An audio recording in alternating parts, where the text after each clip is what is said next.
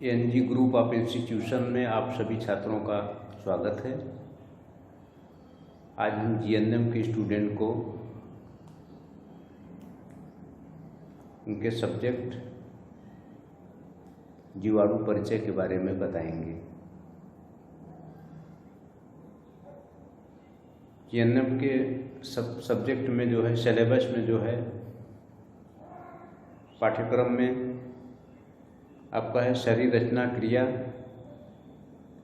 दूसरा है स्वास्थ्य वृत्तम, तीसरा है शरीर, तीसरा है जीवाणु परिचय और चौथा है सामान्य विज्ञान, पांचवा है सामान्य परिचायिका। तो आज हम लोग पढ़ेंगे जीवाणु के बारे में, बैक्टीरिया के बारे में। जीवाणु क्या होता है, जीवाणु से किस तरह से लोगों को रोग फैलते हैं, जीवाणु से बचाव क्या करने चाहिए, जीवाणु की रचना क्या होती है, सब कुछ पढ़ेंगे जीवाणु के बारे में। तो आइए शुरू करते हैं जीवाणु।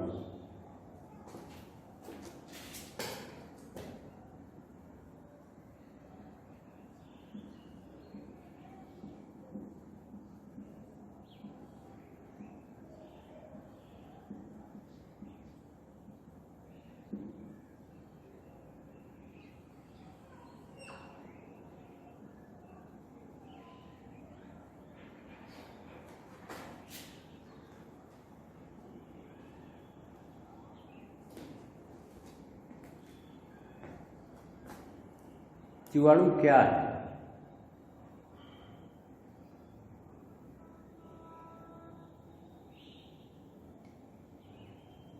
जीवाणु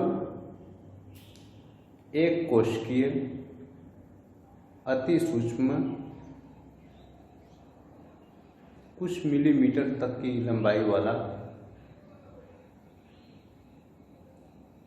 वाली संरचना है। यह प्रायः सभी जगहों पर पाया जाता है। जैसे हाथ पर भी हमारे जीवाणु होगा, गंदगी में, धूल में, मिट्टी में, फर्श पर, तमाम जगहों पर जीवाणु पाया जाता है। तो जीवाणु जो है एक कोशिकीय होता है। प्रोकैरियोटिक कहते हैं इसको। प्रोकैरियोटिक क्यों कहते हैं, एक कोशिकीय क्यों कहते हैं? इसलिए कि जीवाणु की जो संरचना होती है उसमें केंद्रक अब्सेंट होता है, केंद्रक नहीं पाया जाता है, इसलिए इसको हम लोग कहते हैं एक कोशिकीय। और जीवाणु का हमारे जीवन में, जीवाणु के ज्ञान का हमारे जीवन में अति महत्व है, क्योंकि तमाम तरह की बीमारियां जीवाणुओं से हो रही हैं, जिससे कि व्यक्ति की मृत्यु तक हो जाती है। तो जीवाणु का एक नर्स के लिए, एक परिचायिका के लिए ज्ञान होना अति महत्वपूर्ण है। अब आते हैं जीवाणु की संरचना पर।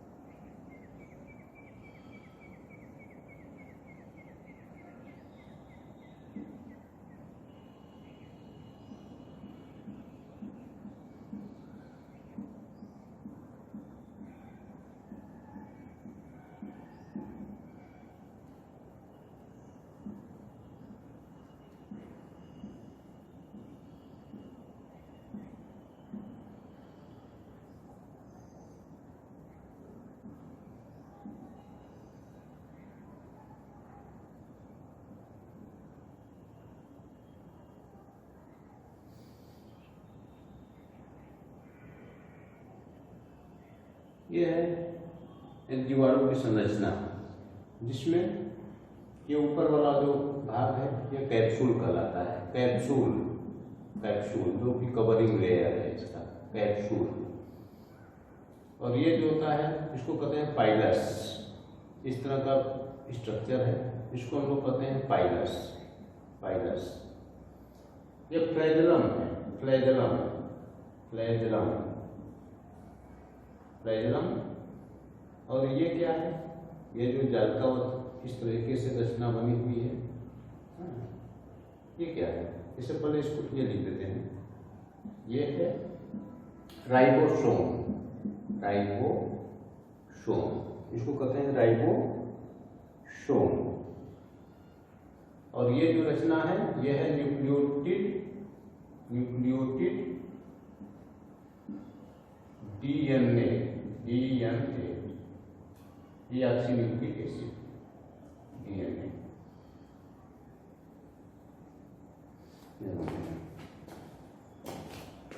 ये एक बैक्टीरिया का स्ट्रक्चर है जिसमें कि निम्नलिखित रचनाएं पाई जाती हैं। ऊपर का सबसे ऊपर वाला जो कवरिंग लेयर है उसको हम लोग कहते हैं कैप्सूल। उसके नीचे जो है एक और रचना है जिसके अंदर की राइबोसोम है, और एक जो है इस टेढ़ी मेढ़ी जो रचना ऊपर बनी हुई है इसको पाइलस कहते हैं। और न्यूक्लियस एब्सेंट है, आप देख रहे हैं इसमें न्यूक्लियस नहीं है, न्यूक्लियोटाइड डीएनए है। वो जो ऐसे ऐसे जालिका वो रचना है, जालिका जैसी रचना बनी हुई है, उसको हम लोग कहते हैं न्यूक्लियोटिड डीएनए। ठीक है, ये है हमारा जो है एक बैक्टीरिया की संरचना। अब बात आती है कि बैक्टीरिया के अंदर न्यूक्लियस नहीं पाया जाता है, तो इनकी संख्या बढ़ती कैसे है? तो इनके अंदर होता है एसेक्सुअल रिप्रोडक्शन, अलैंगिक प्रजनन होता है। जिन जंतुओं में रिप्रोडक्टिव ऑर्गन पाए जाते हैं, न्यूक्लियस पाया जाता है, उसमें सेक्सुअल रिप्रोडक्शन होता है। और इसमें जो होता है वो होता है अलैंगिक प्रजनन, अर्थात ये जो है दो भागों में बढ़ जाता है और इस डीएनए का कॉपी करके दो पार्ट में बढ़ जाता है। एक जीवाणु जो है 1 से 2, 2 से 4, 4 से 8, 8 से 16, इस तरीके से इनकी गति बहुत तेज बढ़ती है और ये लाखों करोड़ों में हो जाते हैं। तो इसका डिवीजन कैसे होता है? ये जो है एक जीवाणु दो भागों में बढ़ जाता है और न्यूक्लियोटिड जो डीएनए है उसको कॉपी कर लेता है। तो उसकी जो क्वालिटी सारी है, जो उसके अंदर गुण है, डीएनए के थ्रू जो है नए वाले जो डाटर सेल बनता है उसके अंदर आ जाता है। तो पेरेंट सेल से भिन्न नहीं होता है, सेम होता है। अपनी रक्षा के लिए म्यूटेशन ये कर सकते हैं, म्यूटेंट हो जाते हैं। कभी कभी इनके अंदर जो है जीवाणु के अंदर जो परिवर्तन हो जाता है तो उसको म्यूटेंट कहते हैं। तो वो ज़रूरत के हिसाब से होता है। ऐसे सामान्य तरीके से देखा जाए जो है तो इस तरीके से डिवीजन करके ये बढ़ते हैं। पाया गया है कि एक जीवाणु जो है, एक जीवाणु 20 मिनट में 8 घंटे के समय के अंतराल में एक से करीब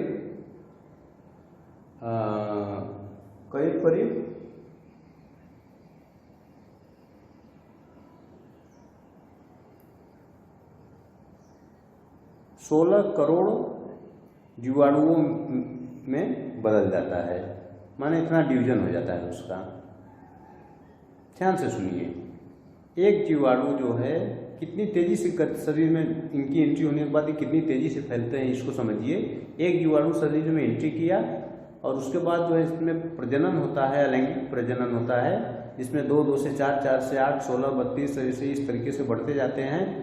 और 20 मिनट इसकी प्रक्रिया में 8 घंटे के दौरान जो है ये जो है एक जीवाणु जो है 16 करोड़ जो है जीवाणुओं को पैदा कर देते हैं। तो इसलिए जो है इनकी रोकथाम करना अत्यंत आवश्यक है। अब हम आते हैं इतिहास। जीवाणु तो हम जानते हैं क्या होता है। अब इसका हिस्ट्री क्या है, history of bacteria, history of bacteria.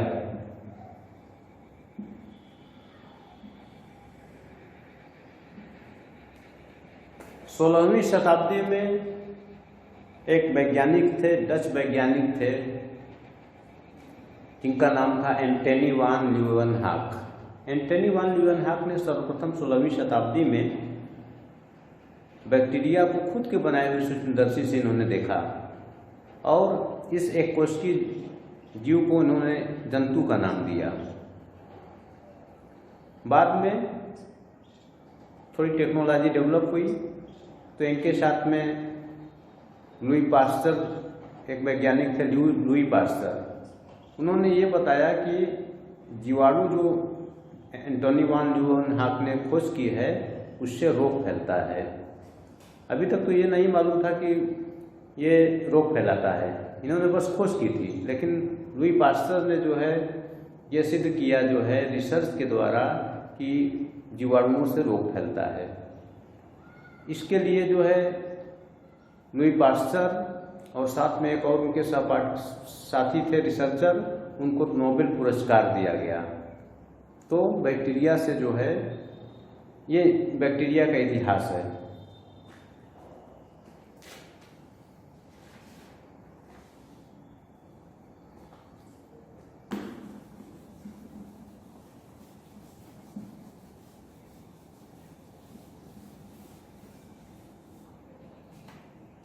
अब आते हैं जीवाणुओं का क्लासिफिकेशन, वर्गीकरण। अब जीवाणुओं का वर्गीकरण ये तो हो गया। अब जीवाणु जो है कितने प्रकार के होते हैं, तो शेप और साइज के हिसाब से जो है इनका क्लासिफिकेशन किया गया है। शेप और साइज के अनुसार जो है क्लासिफिकेशन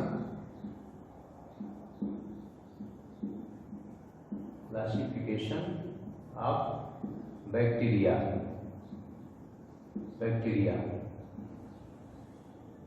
माने वर्गीकरण।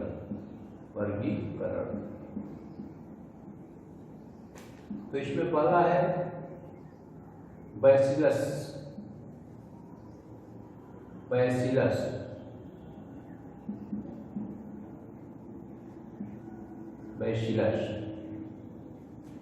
बैसिलस का मतलब होता है राट से। ऐसे जीवाणु जिनकी रचना जो है दंडवत हो, राट की तरह हो। जैसे ये है, ये क्या है, दंडवत है, दंडवत, डंडे जैसे, राट से। इस आधार पर इनको क्या कहा गया, इस आधार पर इनको कहा गया जो है बैसिलस बैक्टीरिया। नंबर 2 आता है कोकाई, इसको कहते हैं बिंदुकार। अर्थात ऐसे बैक्टीरिया जो जिनकी रचना जो है छोटी छोटी बिंदु जैसी होती है, इसको हम लोग कहते हैं कोकाई। जैसे नीमोकोकाई, स्टेफिलोकोकाई, ये सब क्या होते हैं, कोकाई के अंतर्गत आते हैं।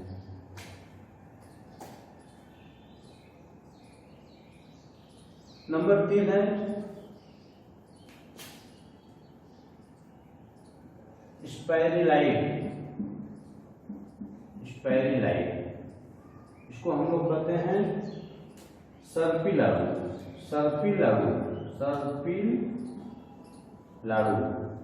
सर्पिलाडू का मतलब होता है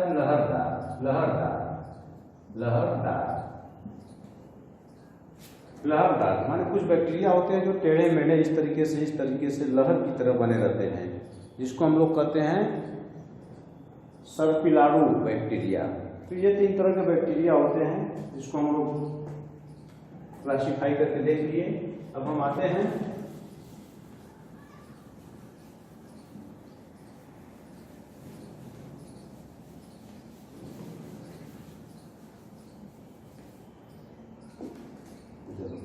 ये तो क्लासिफिकेशन था हमारा बैक्टीरिया का जो है, इसके शेप एंड साइज के हिसाब से, स्ट्रक्चर के हिसाब से। अब एक और वर्गीकरण है लाभदायक और हानिकारक बैक्टीरिया। ऐसा नहीं है कि बैक्टीरिया केवल हानिकारक ही होते हैं, लाभदायक बैक्टीरिया भी होते हैं जो शरीर में बहुत बड़ी संख्या में पाए जाते हैं। तो लाभदायक बैक्टीरिया कौन है? लाभदायक बैक्टीरिया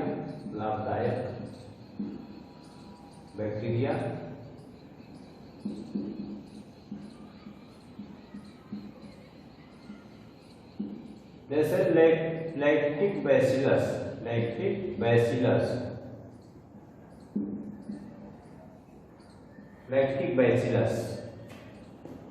बैसिलस एक बैक्टीरिया होता है जो हमारे आंतों में पाया जाता है और शरीर के कुछ और अंगों में पाया जाता है। डाइजेस्टिव सिस्टम जो है इसके बिना अधूरा है। जो हम कुछ डाइजेस्ट करते हैं उसमें इसका बहुत बड़ा रोल है। इसकी कमी हो जाने के बाद जो है पेट में इन्फेक्शन होने का चांस ज़्यादा रहता है। ये क्या करते हैं, टॉक्सिन को, हार्मफुल चीज़ों को जो है ये क्या करते हैं, समाप्त कर देते हैं। और इसको ये रहते कहाँ हैं, आंत की दीवारों से चिपके रहते हैं और करोड़ों की संख्या में होते हैं। और भी है लाभदायक बैक्टीरिया, जैसे दूध से दही बनने में जो इसी लैक्टिक बैसिलस का प्रयोग होता है। दही में लैक्टिक बैसिलस पाया जाता है, तो दूध से दही की प्रक्रिया जो है बनाने में लैक्टिक बैसिलस का ही प्रयोग करते हैं। और वो दही जो है जब हम खाते हैं तो वो लैक्टिक बैसिलस हमारे शरीर में जाता है, जो हमारी शरीर की इम्यूनिटी सिस्टम को मजबूत करता है, आँत को मजबूत करता है, बाहर से आए हुए आँत में एंटीजन को जो है रोकने का काम करता है। दूसरा है, ये लाभदायक था। तीसरा है हानिकारक बैक्टीरिया।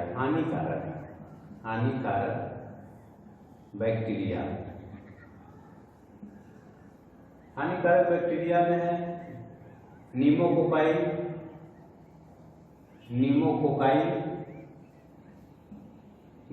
है,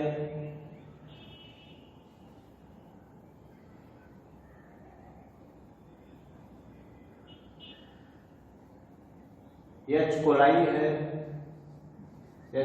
है,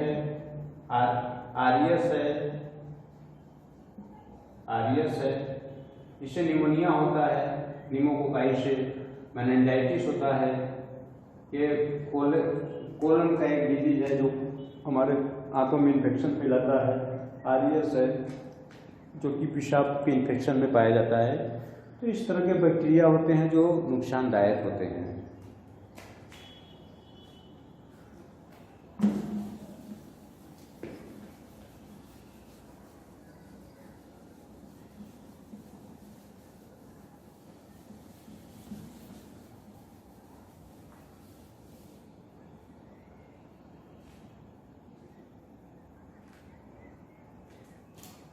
अब हम आते हैं जीवाणुओं का प्रवेश मार्ग। जीवाणु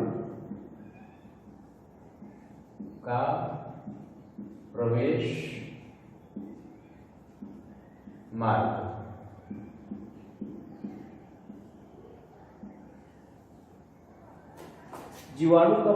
मार्ग, जीवाणु हमारे शरीर में किस तरीके से प्रवेश करते हैं, इसके बारे में हमको जानना भी अति आवश्यक है ताकि हम उससे अपना बचाव कर सकें। तो पहला है दूषित भोजन से। नंबर 1 है दूषित भोजन।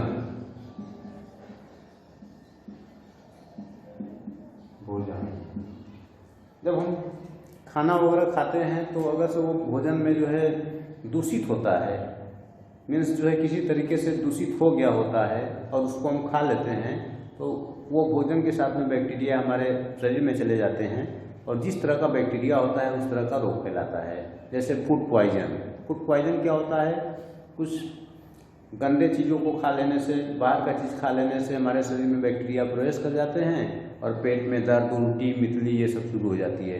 तो उसको हम लोग कहते हैं दूषित मार्ग है, दूषित भोजन के द्वारा जाते हैं। नंबर 2 है नासाद्वार से। नासाद्वार और मुख से खांसने छींकने से जो है बैक्टीरिया जो है संपर्क में आने वाले व्यक्ति के हवा के माध्यम से श्वसन नलिका और मुख के द्वारा जो है अंदर प्रवेश कर जाते हैं। तो कहते हैं इसको हम लोग श्वसन मार्ग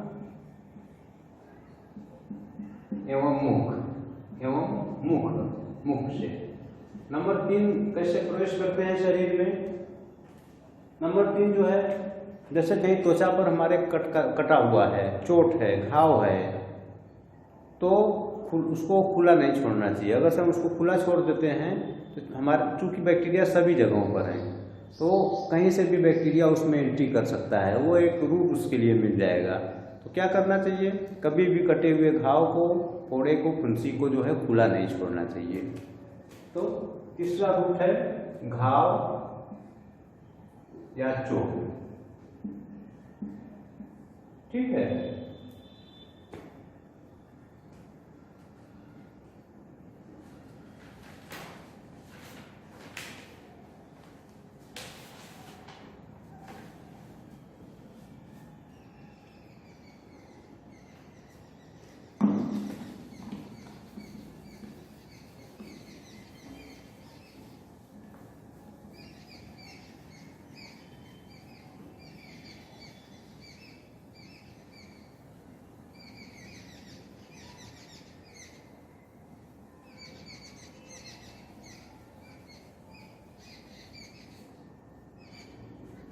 अब आते हैं जीवाणु रोग एवं संक्रमण क्या होता है। जीवाणु रोग एवं संक्रमण, जैसा कि हेडिंग से पता चल रहा है, जीवाणु रोग मीन्स जीवाणुओं से होने वाले रोग और उनका संक्रमण किस तरह से होता है।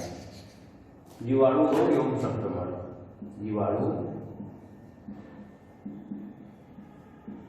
रोग एवं संक्रमण।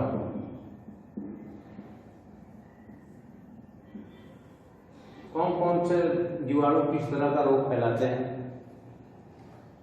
निमोकोकस बैक्टीरिया होता है, निमोकोकस, स्टेफिलोकोकस, और होता है ई कोलाई, ए आरियस। ये सारे बैक्टीरिया हैं जो कि साल्मोनेला टाइफी, जो कि शरीर में जो है किसी तरीके से प्रवेश करके तमाम तरह का रोग फैलाते हैं, संक्रमित करते हैं। अब हम आते हैं रोग के लक्षण, जीवाणु रोग के लक्षण। जीवाणु रोग के लक्षण। अगर से किसी व्यक्ति को जीवाणु का इन्फेक्शन हो गया है तो क्या लक्षण आ सकते हैं? बीमारी की बात हम नहीं करें, लक्षण क्या आएंगे? तो लक्षण में पहला लक्षण आता है फीवर, बुखार। नंबर 2 आता है मितली या मितली, उल्टी, उदरसूल, पेट में दर्द। नंबर 3 आता है थकान। नंबर 4 है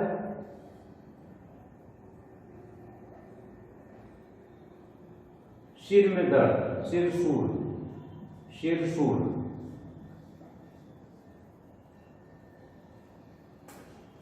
ये सब लक्षण जो है बैक्टीरियल इन्फेक्शन के हैं। ये सब जो है लक्षण हैं। इस लक्षण के आधार पर जो है, जैसे किसी को बुखार आ रहा है तो हम गेस करेंगे कि किस कारण से आ रहा है, तो हम पाएंगे कि बैक्टीरिया इन्फेक्शन भी हो सकता है। बैक्टीरिया का इन्फेक्शन माने टाइफाइड हो गया, तो टाइफाइड में बुखार आता है, पेट में दर्द होता है, मिचली जैसा होता है, तो हम पाएंगे कि ये बैक्टीरिया का इन्फेक्शन है, जिसके नाते ऐसा हुआ है। कान में भी होता है, जैसे ओटाइटिस मीडिया, कान में सूजन हो गया, कान में दर्द होने लगा, वो वहाँ पर बैक्टीरिया एंट्री कर गया और वहाँ पर इन्फेक्शन फैला, कान में सूजन हुआ, रेडनेस हुआ, इचिंग हुई, दर्द होने लगा। तो हम ये लक्षण के अनुसार जो है रोग को पकड़ सकते हैं।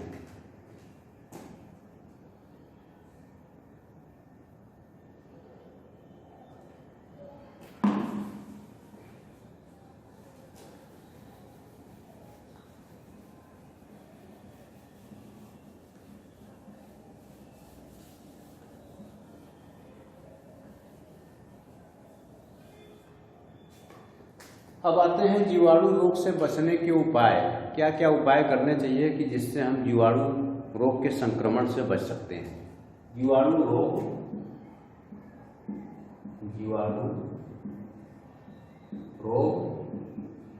संक्रमण से बचने के उपाय क्या क्या है? खुद आप सोचिए, अगर से जीवाणु का एंट्री जहाँ जहाँ से हो रहा है हम उसको रोक दें तो ऐसे ही जीवाणु संक्रमण नहीं होने पाएगा।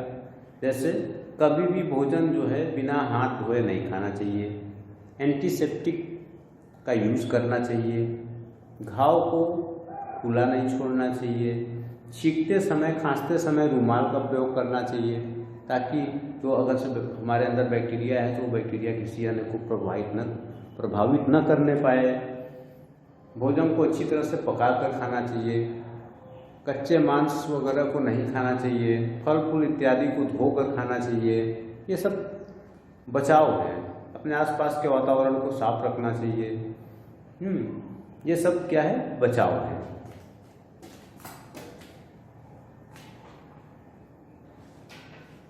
यौन संबंध से भी इन्फेक्शन होता है तो सुरक्षित यौन संबंध बनाना चाहिए।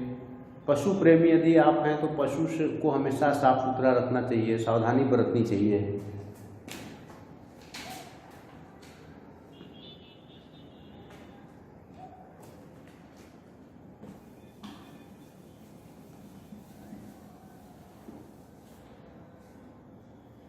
अब आते हैं बैक्टीरियल इन्फेक्शन के विभिन्न प्रकार।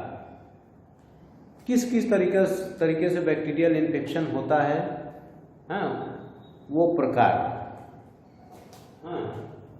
बैक्टीरियल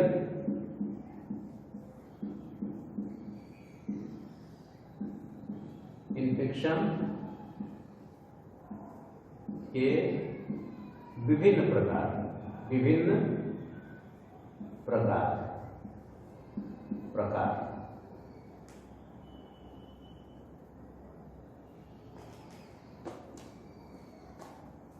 स्किन संबंधित, जैसे स्किन पर हमारे जो है एक प्रकार का इन्फेक्शन हो सकता है बैक्टीरिया के द्वारा। तो ये भी एक प्रकार है कि बैक्टीरिया हमारे स्किन पर आया और यहाँ पर जो है रैशेज कर गया, घाव कर गया या इसमें जो है इन्फेक्शन फैला दिया। दूसरा है कान में, जिसको भी हम बताए तो ओटाइटिस मीडिया। कान में बैक्टीरिया चला गया तो कान में जो है सूजन हो गया, कान में सूजन होने से दर्द हो सकता है, इन्फेक्शन पस बन सकता है। यहाँ तक कि ट्रीटमेंट न किया जाए तो वो जो है कान के पर्दे पर भी अपना असर डाल सकता है। मस्तिष्क एवं रीढ़ की हड्डी में इन्फेक्शन। आपने मेनिंजाइटिस रोग का नाम सुना होगा। मेनिंजाइटिस रोग में जो है क्या होता है कि रीढ़ की हड्डी में बैक्टीरिया जो है मेनिंजोकोकल बैक्टीरिया जो है सिर से जो है पूरे रीढ़ की हड्डी तक जो है फैल जाते हैं और व्यक्ति को जो है बीमार कर देते हैं। इस बीमारी में व्यक्ति को उल्टी होती है, सिर में दर्द होता है, चक्कर आता है, व्यक्ति बेहोश हो जाता है। ये सब बैक्टीरियल इन्फेक्शन के कारण होता है। जिसमें आपने सुना होगा कि रीढ़ की हड्डी से पानी निकालकर जांच किया गया तो पता चला कि आपको जो है रीढ़ की हड्डी की टीबी है, या ब्रेन की टीबी है। ये सब चीज़ें जो है बैक्टीरिया के इन्फेक्शन से हो सकता है।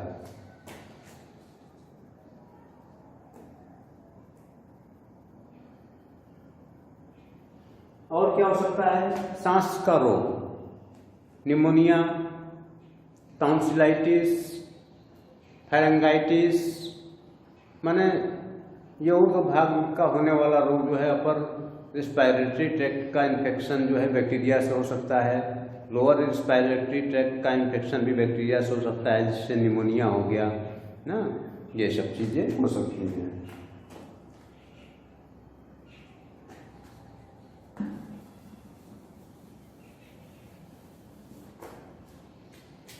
अब हम आते हैं बैक्टीरियल डिजीज, बैक्टीरिया से होने वाले रोग। Bacterial disease, bacterial disease. इसमें नंबर 1 आता है डिप्थीरिया, डिप्थीरिया। डिप्थीरिया क्या है? डिप्थीरिया एक प्रकार का जीवाणु जनित रोग है जिसमें कि श्लेष्म और सांस की नली में सूजन हो जाती है और व्यक्ति को सांस लेने में दिक्कत होती है, दर्द होता है और व्यक्ति काफ़ी लंबे समय तक जो है इससे प्रभावित होता है। इसके बचाव के लिए डीपीटी का टीका लगता है। डीपीटी, डी मीन्स डिप्थीरिया का टीका हम लोग लगवाते हैं बचपन में, बच्चों को लगाया जाता है। जिस बच्चे को नहीं लगता है उसको होने का खतरा ज़्यादा रहता है, इसलिए इसके बचाव के लिए डीपीटी का टीका लगवा देना चाहिए।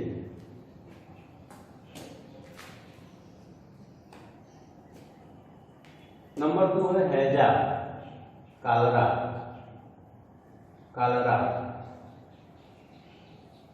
इसको कहते हैं हैजा। कालरा में क्या होता है? कालरा मीन्स हैजा। पहले ये एक महामारी के रूप में जाना जाता था, क्योंकि अब तो इसका इलाज हो गया जो है, इसका इलाज टेक्नोलॉजी नई नई आ गई, नई नई मेडिसिन आ गई, इलाज होने लगा। नहीं तो हैजा जो है को महामारी के रूप में पैंडेमिक हो जाता था, पूरा का पूरा जो है एरिया साफ कर देता था। तो इसमें क्या होता है? इसमें होता है कि व्यक्ति को जो है बार बार पतली दस्त लगातार होती है, जिससे कि वो जो है डिहाइड्रेट हो जाता है, पानी की कमी होने लगती है शरीर में और जल्दी जो है रुकती नहीं है। इसी को हैजा कहते हैं। ये भी बैक्टीरिया से ही होता है। बैक्टीरिया जो है किसी तरीके से आपके आंतों में चला गया और वहाँ पर जा कर के जो है उसका इन्फेक्शन फैला और जो है कालरा को जो है कालरा नामक बीमारी हो गई आपको।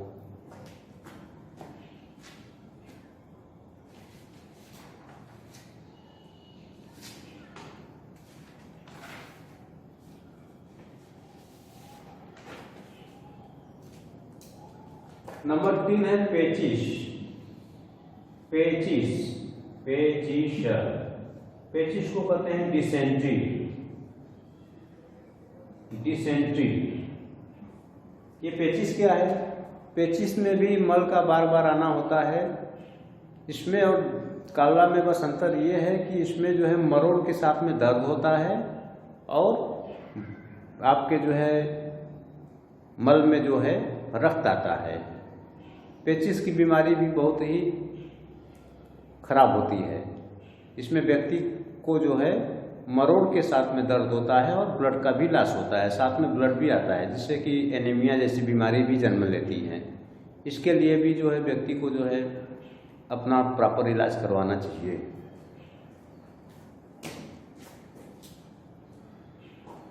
नंबर 4 है कुष्ठ रोग, कुष्ठ रोग, कुष्ठ रोग, कुष्ठ रोग। आपने कुष्ठ रोगी के बारे में सुना होगा। कुष्ठ रोग त्वचा संबंधी एक विकार है, एक बीमारी है जो कि बैक्टीरिया के द्वारा होता है और तंत्रिका तंत्र को भी प्रभावित करता है। शरीर पर छोटे छोटे छोटे छोटे जो है ये मांस के उभार बन जाते हैं, ठीक है, और व्यक्ति देखने में जो है कुरूप लगने लगता है।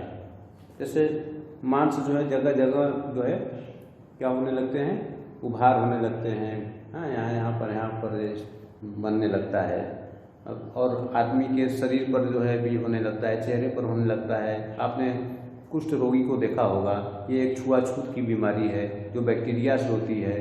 तो इस तरीके से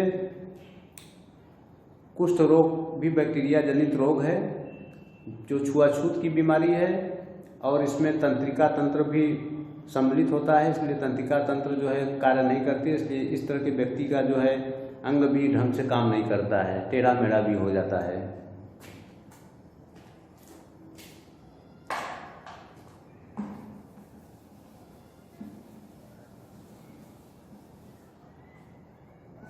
नंबर 5 है